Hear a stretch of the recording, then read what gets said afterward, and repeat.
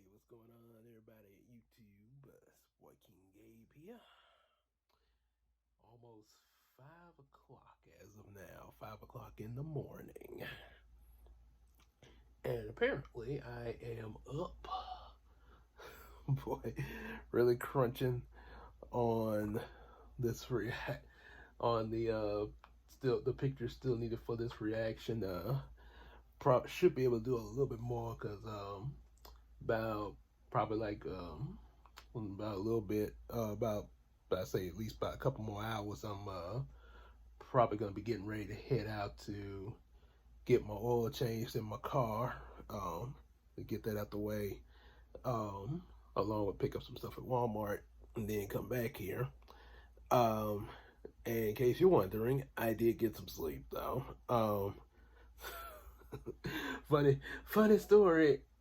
uh After the recent live stream, as of just in case somebody listening to this a little bit later, as of July 25th, Sunday night, as soon as the stream was over, I tried to do a little work on my reaction, and all of a sudden it's like almost like Green Goblin from Spider-Man, from Sam Raimi's Spider-Man, going sleep,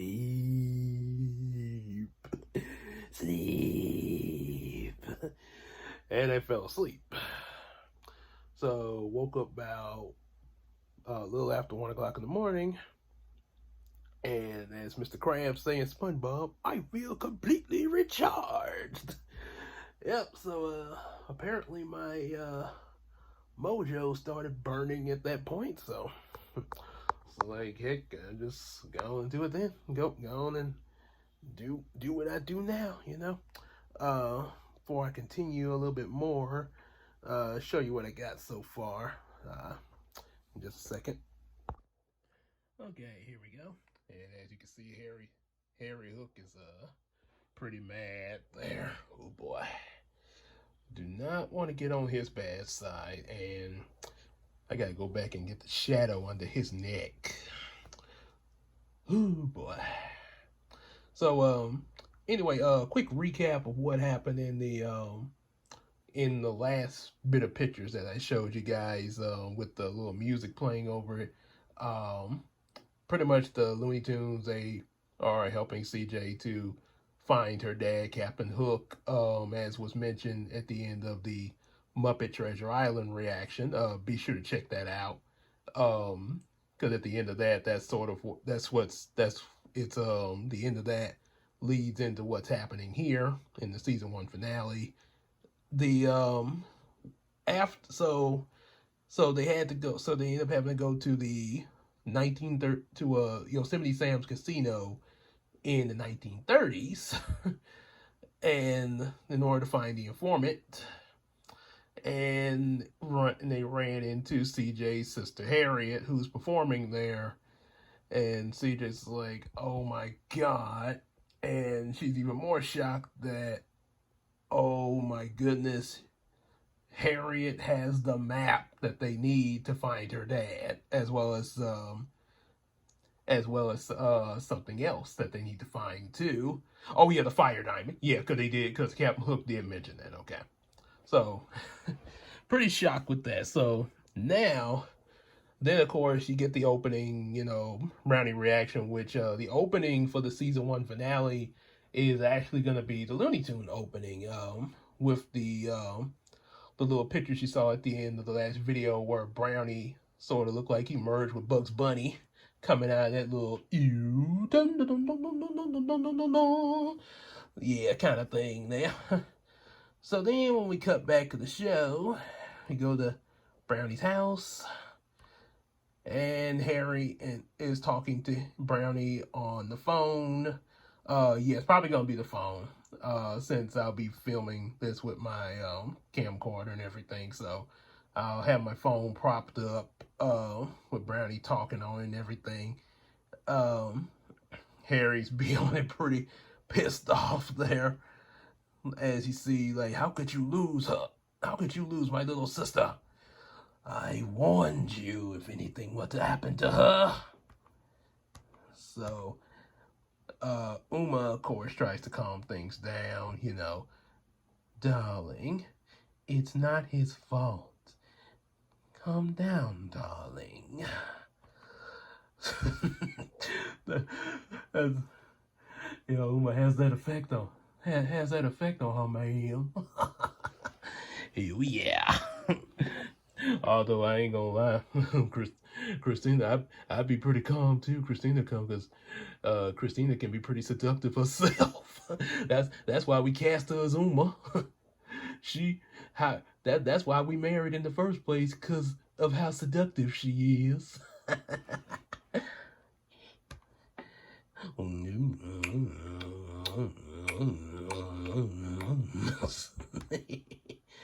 So Brownie states how Toki and Maxwell are searching all over Shreveport. The firefighters are looking for it. Just picture that in your mind, people. The you're a neighbor that looks like Chris Rock, a lady, Toki from the Ponyo movie, and the entire city's fire department out, and the police looking for a 14-year-old girl with fairy wings. Yep. Well, I've seen Stranger. It's like, CJ, why ya? CJ. So Harry feels a little bit better, but then wait, okay, had that out of order. Then they realize, wait a minute, where are the lost boys? Sleeping like little angels. You lost them too, didn't you?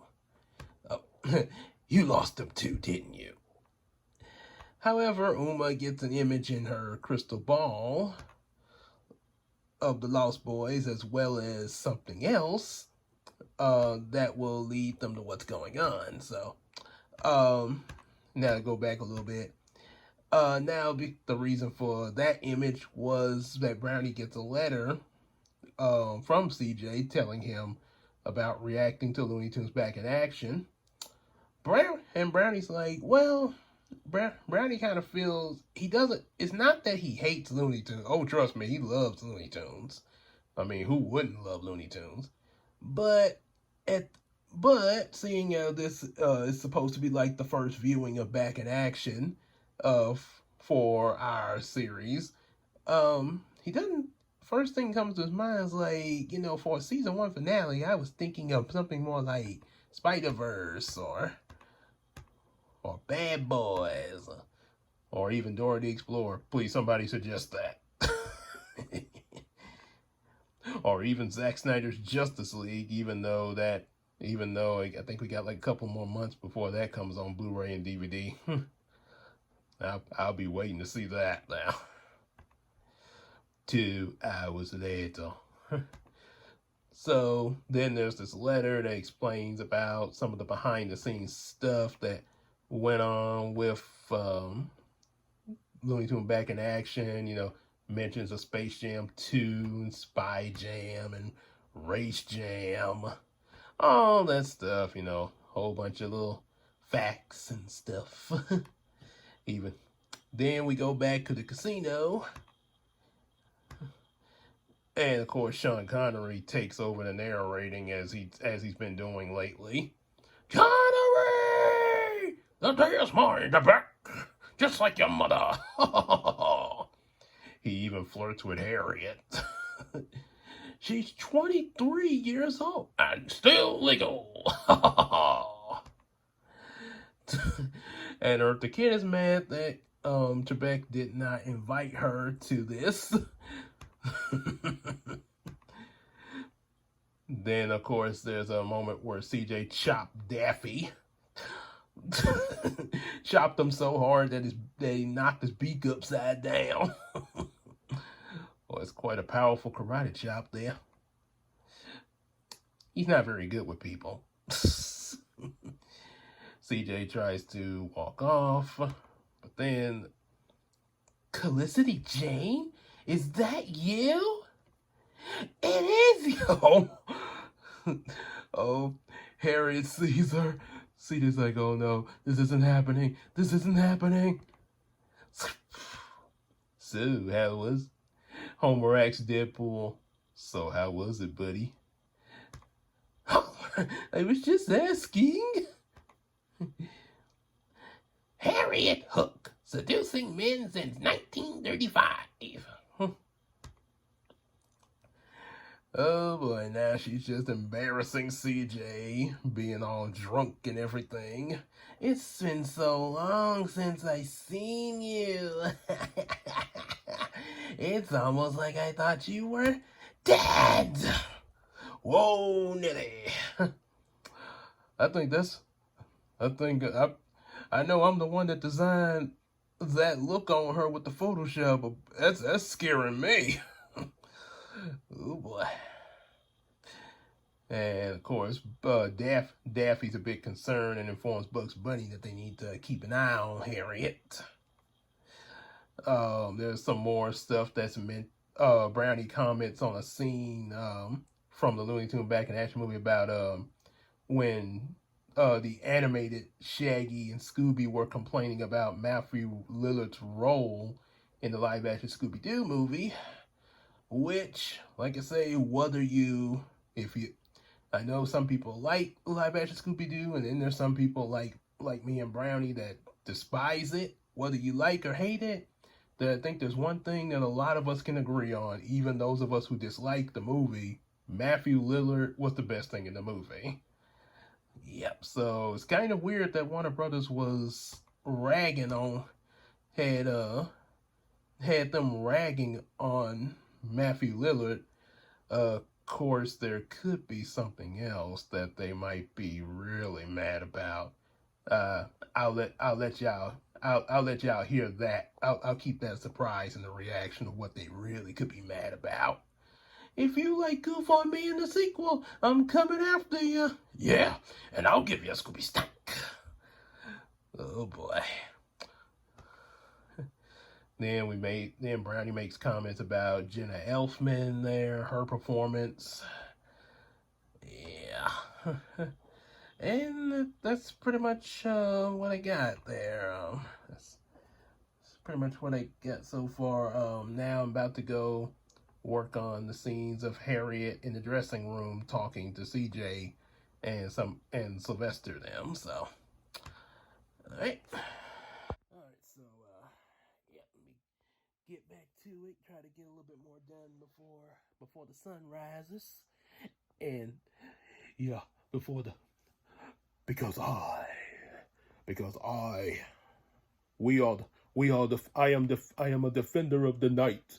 I am gargoyles. And when the sun comes up, I will turn to stone. That was kind of random there, but anyway.